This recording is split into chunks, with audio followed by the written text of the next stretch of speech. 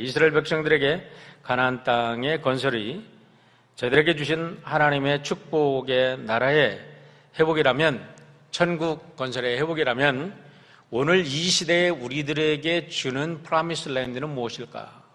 오늘 우리가 이 땅에서 정복해야 될 여리고는 무엇일까?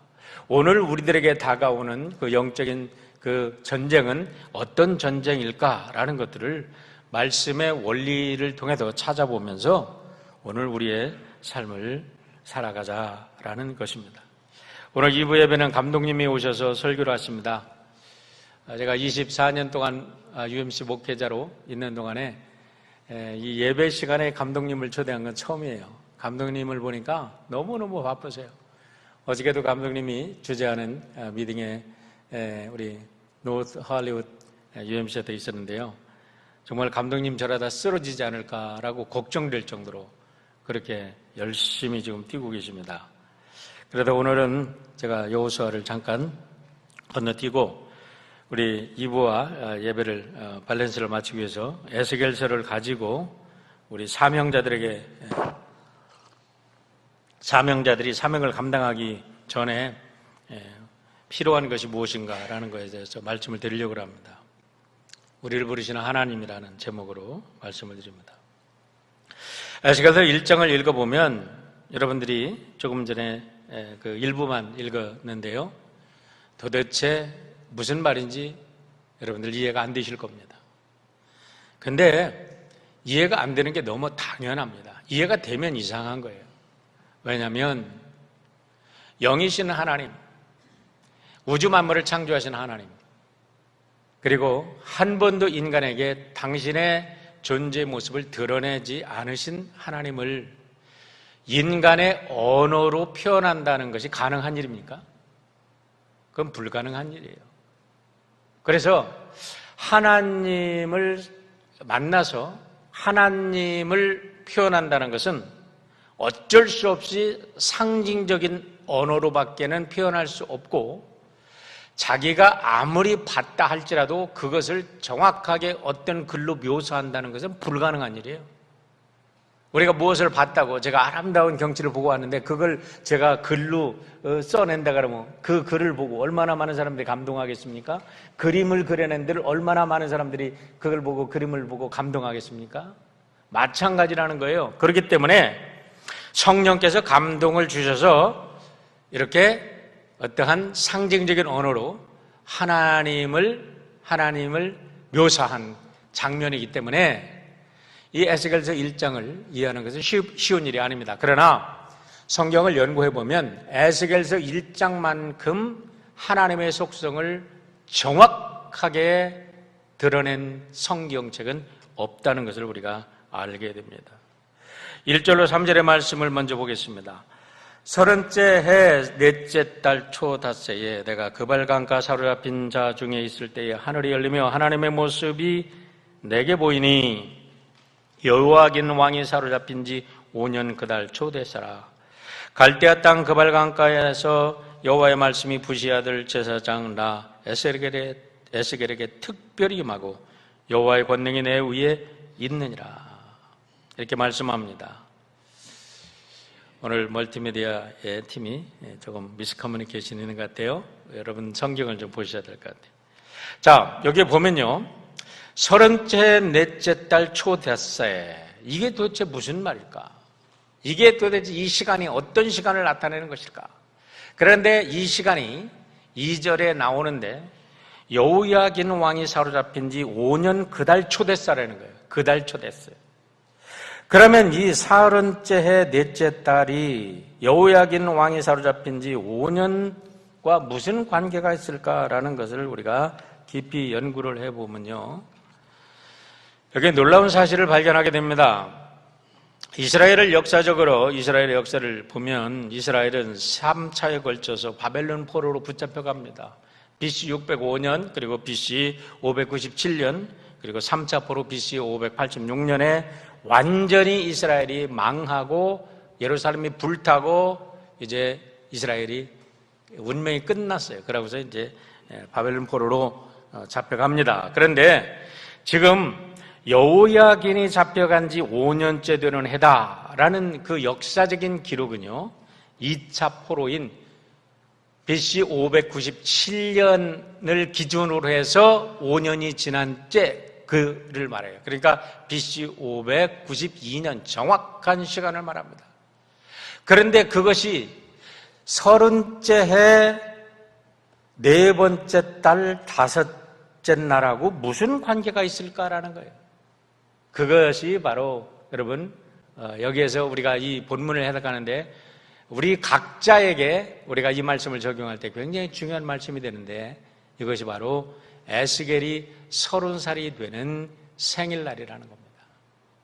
여러 가지로 우리가 아무리 뒤져서 해석을 해봐도 에스겔이 30살이 되는 생일날이야. 왜 이렇게 우리가 이것을 해석할 수밖에 없냐면, 여러분 이스라엘 역사 속에서 제사장으로 부임하는 사람들은 30살에부터 제사장으로 부임을 합니다. 30살 생일 때부터 자기가 이스라엘의 제사장으로의 역할을 하는 거예요. 그런데 이 에스겔이 언제 붙잡혀갔냐면 여호야긴과 함께 2차 포로 때 붙잡혀갔어.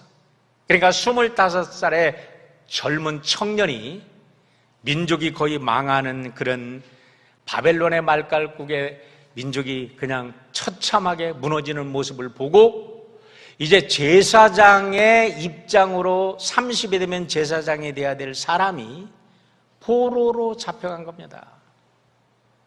여러분, 일국의 왕도 민족의 어떠한 앞날을 걱정해야 되겠지만 정신적인 지주, 정신적인 영적인 지도자로서의 제사장으로서 민족의 영적인 문제를 생각하는 에스겔의 입장에서 25년부터 포로로 잡혀가다 5년 동안 포로 생활을 하면서 민족을 놓고 고민했던 그 고민이 이 속에 다 깔려있는 걸 볼 수 있어요. 그리고 자기가 얼마나 갈등했겠습니까?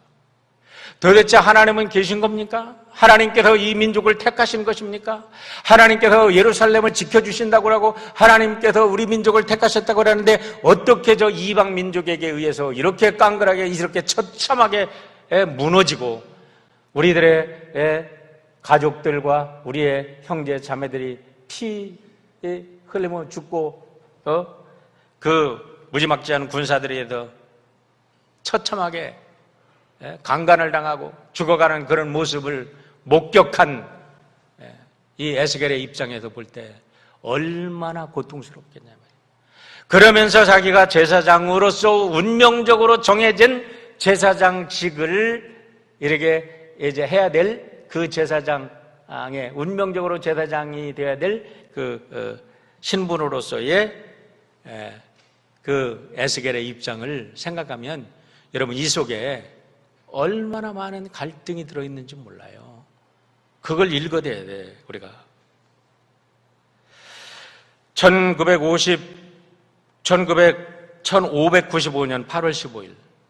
여러분 다 아시는 시 하나 읽어드릴게요. 1595년 8월 15일 추석날입니다.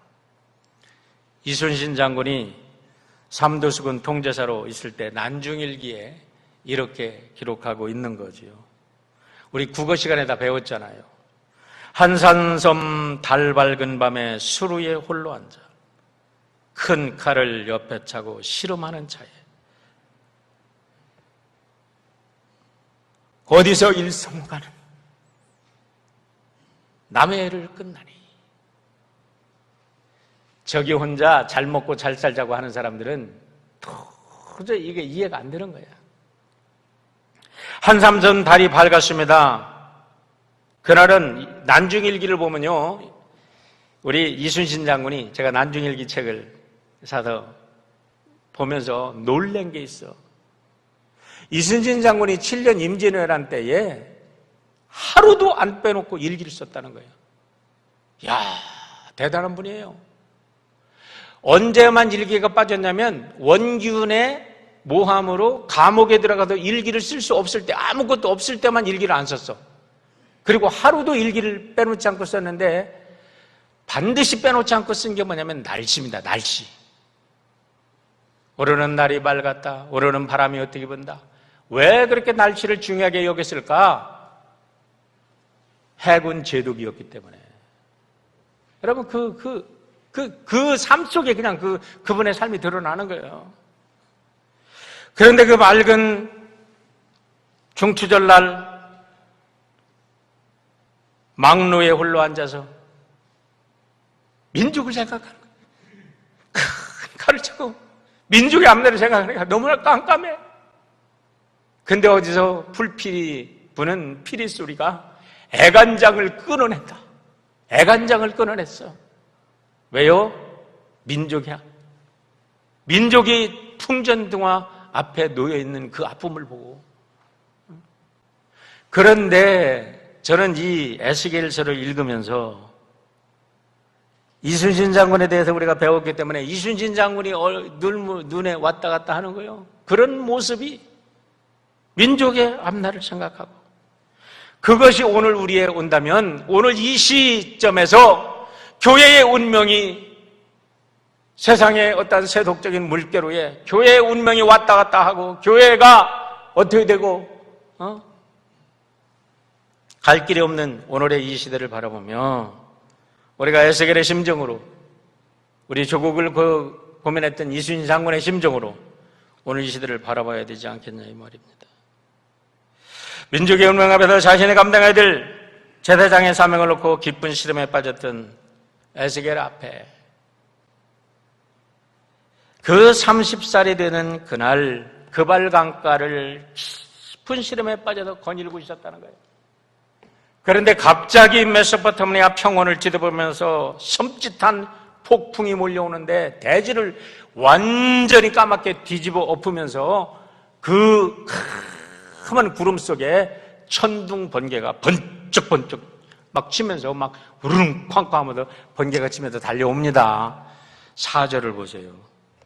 내가 보니 북쪽에서부터 폭풍과 큰 구름이 오는데 메소포타미아 그발강가 그 넓은 평원에서부터 거대한 검은 폭풍과 구름이 몰려옵니다. 그 속에 불이 번쩍번쩍 빛이 사방에 비치며 뭐겠어요? 그냥 무지막지한 이 번개들이 콕 치면서 막 몰려오는 거 아니겠습니까? 여러분의 상상력이 필요해요. 그런데 얼마나 공포스러워. 그 공포 속에서 놀라운 환상을 보게 됩니다. 그 불 가운데 단쇠 같은 것이 나타나 보이고, 이게 막연한 폭풍과 막연한 이런 천둥번개가 아니었어요.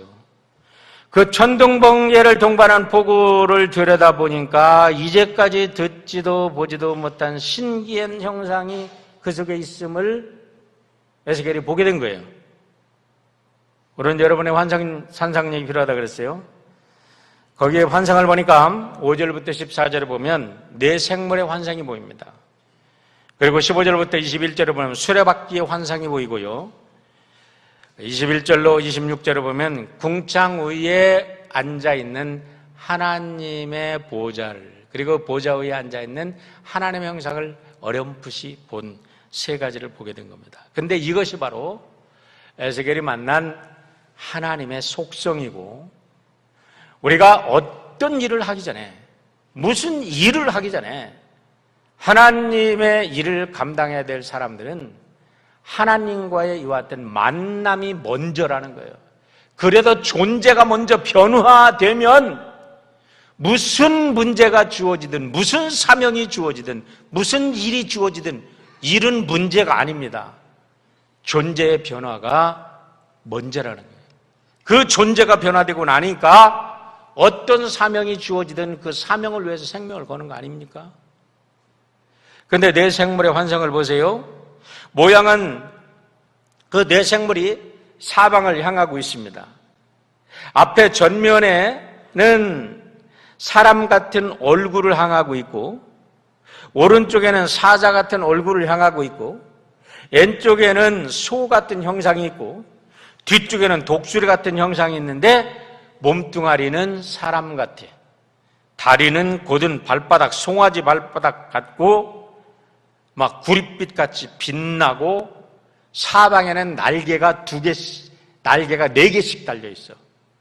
그래가지고 두 날개로는 나르고 두 날개로는 다리를 가리기도 하고 얼굴을 가리기도 합니다. 지금 오늘 본문을 지금 설명하는 거예요. 제가 상상해서 말하는 게 아닙니다. 4생물, 4날개, 4모퉁이, 4머리, 이거는 뭐를 얘기할까요? 이거는 당시의 우주관을 얘기하는 거예요. 당시의 우주 전체를 바라보는 이와 같은 생물. 그런데 그 밑에는 날개는 날개끼리 서로 이렇게 붙어 있는데요.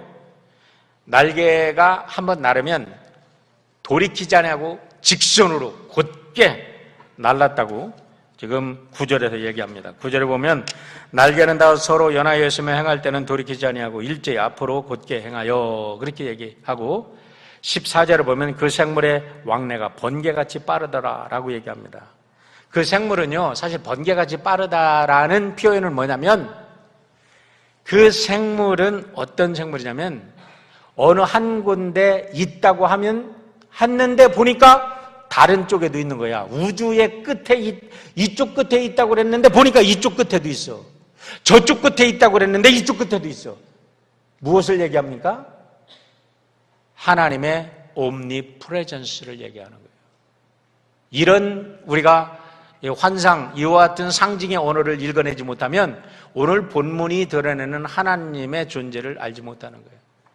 번개 같다라는 게 번개처럼 빠르다는 의미가 아니에요. 하나님을 모시고 다니는 그 천사가 이렇게 우주를 다 이렇게 빠르게 보고 있다는 거예요. 그런데 에스겔 10장 20절에 보면 이들이 하나님의 천사라고 분명히 얘기합니다.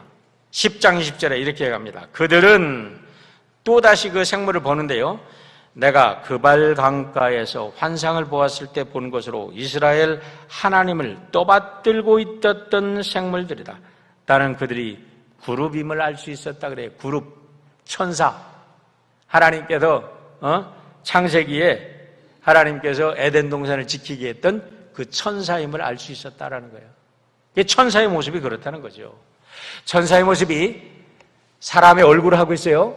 인격적이라는 거예요. 그리고 사자의 얼굴을 하고 있어요.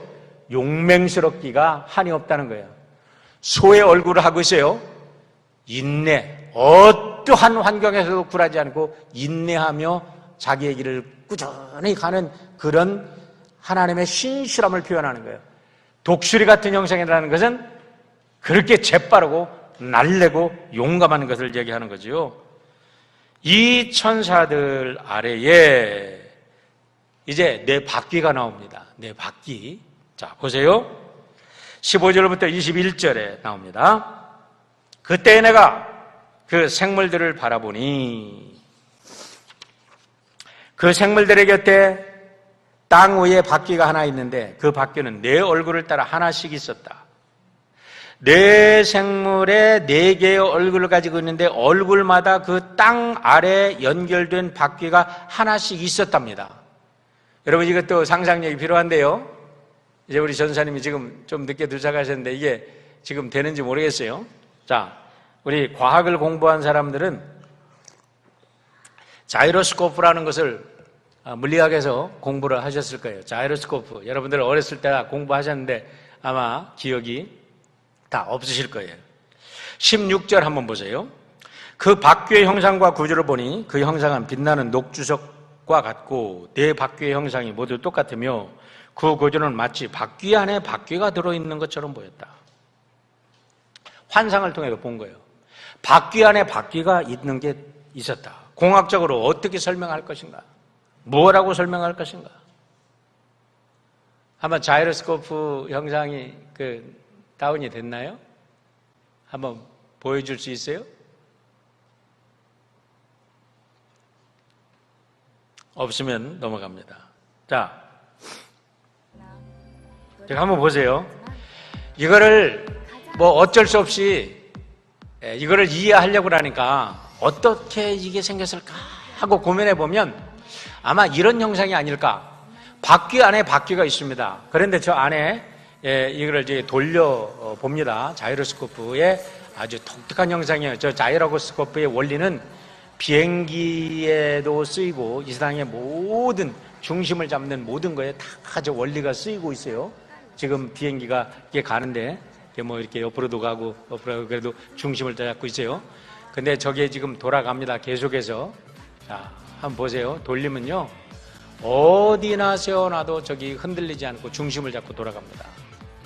그런데 재미있는 것은 저 바퀴 바깥에 저거랑 똑같다고 생각하시면 안 돼. 그냥 저 이해하기 쉬우라고 저걸 보여드리는 거야. 근데 하여간 에스겔이 본 뭔가를 지금 바퀴 속에 봤어. 근데 그 바퀴 겉에는 전부 다 눈이 달려 있다는 거야. 그 눈이 땅과 연결되어 있다는 거야. 그런데 그 천사들이 어떻게 돼요? 움직이는 것이 어디나 옴니프레젠스로 있다는 소리야. 뭘 말합니까? 하나님의 속성은 우주 모든 것을 한눈에 판단하시고 계신다는 소리예요. 믿으십니까, 여러분? 하나님께서 눈을 가지고 다 보시는 거야. 여러분들이 착한 일을 해도 나쁜 일을 해도 모든 것을 다 보고 계십니다. In the presence of God. 하나님의 존재 안에서 하나님의 우리가 in front of God, before God, 그걸 코람데오라고 그러잖아요. 코람데오. 하나님 앞에서. 그러니까 내가 하나님 앞에서 이런 것을 지금 이 하나님을 만나고 이렇게 모든 우주의 구석구석을 살피는 하나님을 만났기 때문에 자기의 삶이 그 다음에는 어떻게 살아야 한다고 말할 필요가 없잖아요. 우리의 자녀들이 날마다 셀폰을 가지고 여러분 이상한 것에 애득되고 거기에 현혹이 돼. 누가 말려? 누가 그거를 교육을 해? 그런데 아이들이 그리고 여러분과 제가 이렇게 우주 만물을 한눈에 들여다보시는 하나님의 속성을 바로 정말 가슴속에 깊이 깨닫는다면 그 다음부터는 무엇을 선택할 것인가 말할 필요가 없이 스스로 선택하게 되는 거예요. 이게 바로 에스겔이 만난 하나님입니다. 자, 17절 보세요. 그들이 갈 때는 사방으로 향한 대로 돌이키지 아니하며 가며 그들이 방향은 굽어지지 않는다는 겁니다. 그것은 정직하고 바르게 정의를 향하여 갑니다. 그런데 이 수레바퀴 속에 보니까요, 이 생물들이 있어. 15절과 18절 보세요. 내가 그 생물들을 보니 그 생물들 곁에는 땅 위에 바퀴가 있는데 그 둘레는 높고 무서우며 그 뇌 둘레로 돌아가면서 눈이 가득하다. 아까 설명드렸어요. 근데 20절로 21절. 그 바퀴들은 그 안에 영에 의해 움직였다라는 겁니다. 20절로 21절. 영이 어떤 쪽으로 가면 생물들도 영이 가려고 하는 곳으로 가고 바퀴들도 그 곁에서 들리니 이는 생물의 영이 그 바퀴들 가운데 있음이니라. 그들이 가면 이들도 가고 그들이 서면 이들도 서고 그들이 땅에 들릴 때에는 이들도 그들 곁에 들리니 이는 생물의 영이 바퀴들 가운데 있음이더라. 자, 보세요. 재밌어요. 바퀴가 있습니다. 그 위에 그 리빙 크리처가 있어요. 리빙 크리처들이 바퀴를 타고 다니는 거야. 그런데 그 바퀴 안에 영이 있어. 근데 그 영이 바퀴를 딱 들어 올려 영이 가고자 하는 데로부터 그 천사들의 존재들이 움직여 가. 자, 한 가지 시험합시다. 여러분, 런던에 갔다 오신 분 계세요? 갔다 오신 분들은 지금 벌써 런던을 생각하셨죠?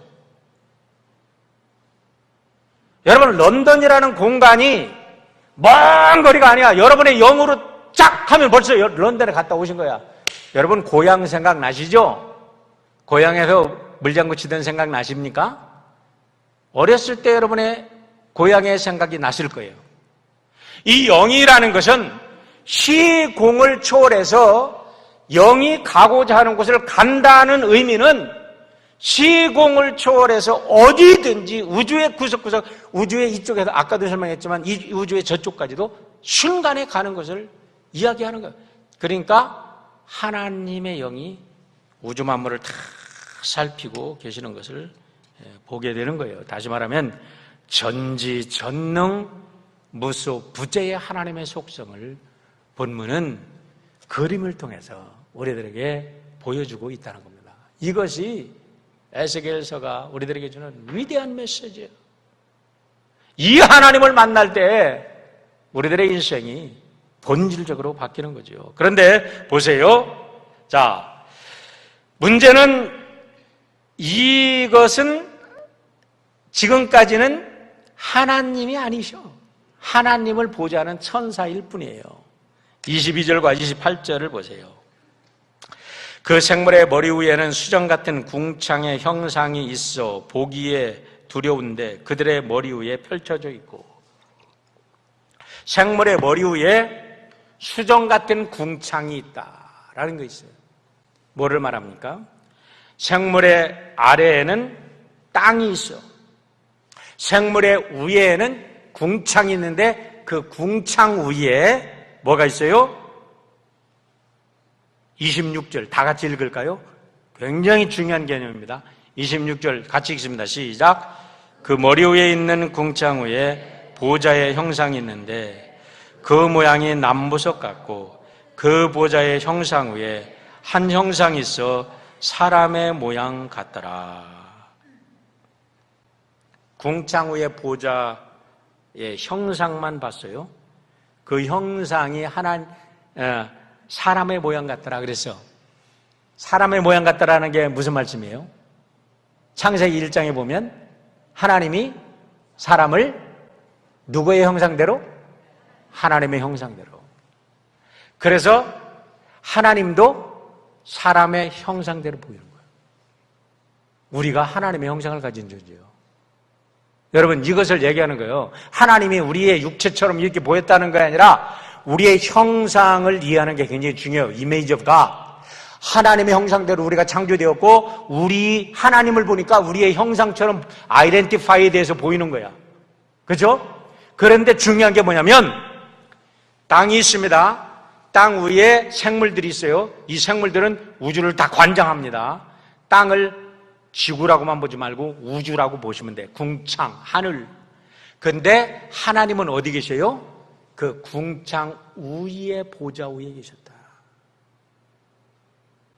우주가 있으면 우주를 하나님께서 한눈에 내려다보고 계시는 하나님이야.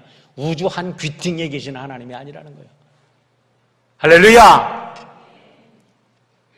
여러분, 이걸 깨달으시기를 주의 이름으로 축원합니다. 모르겠어요. 나는 이것을 깨닫고 나니까 마음속에 막 익사이딩, 막 가슴이 펑펑 뛰어. 막 이 진리를 깨닫고 나니까 너무너무 기뻐, 감사해.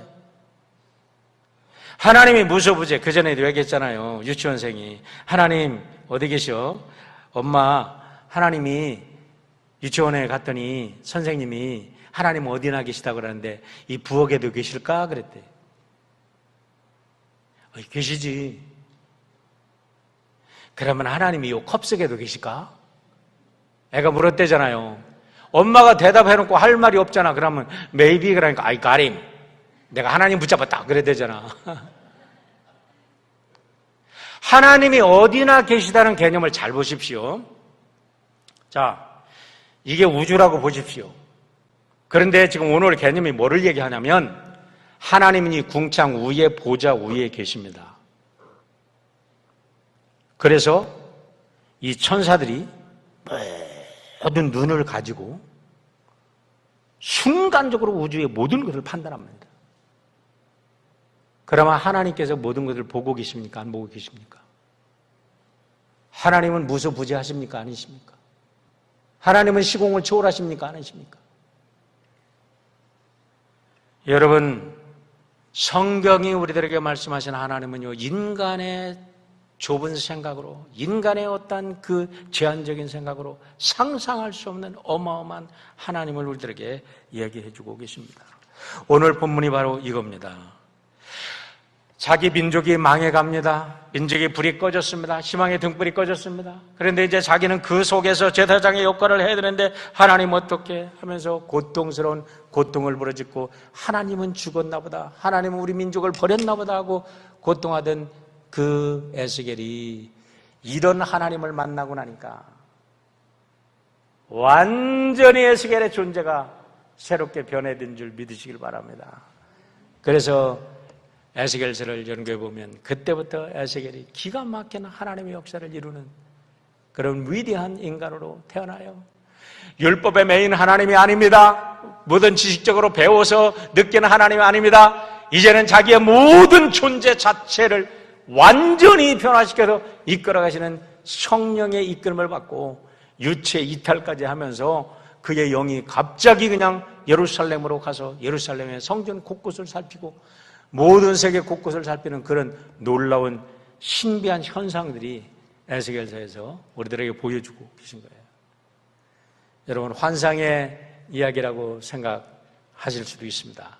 하지만 하나님이 이런 분이라는 것을 오늘 우리 에스겔서는 우리에게 증거하고 계신데, 우리 40주년을 맞아서 정말 우리 교회가 어떤 교회가 되어야 될 것인가? 저는 여러분 한 분 한 분이 이런 창조주의 하나님, 오늘도 역사 속에 멀리 떨어져 우리를 버리신 하나님이 아니라 오늘도 눈에서 보시고 우리와 함께 가까이 계시고 우리 속에서 역사하시는 그 살아계신 하나님을 만나서 이 세상을 바꾸는 여러분 모두가 되시길 주의 이름으로 축원합니다. 기도하겠습니다. 아버지 하나님, 감사합니다. 정말 꿈 같은 이야기,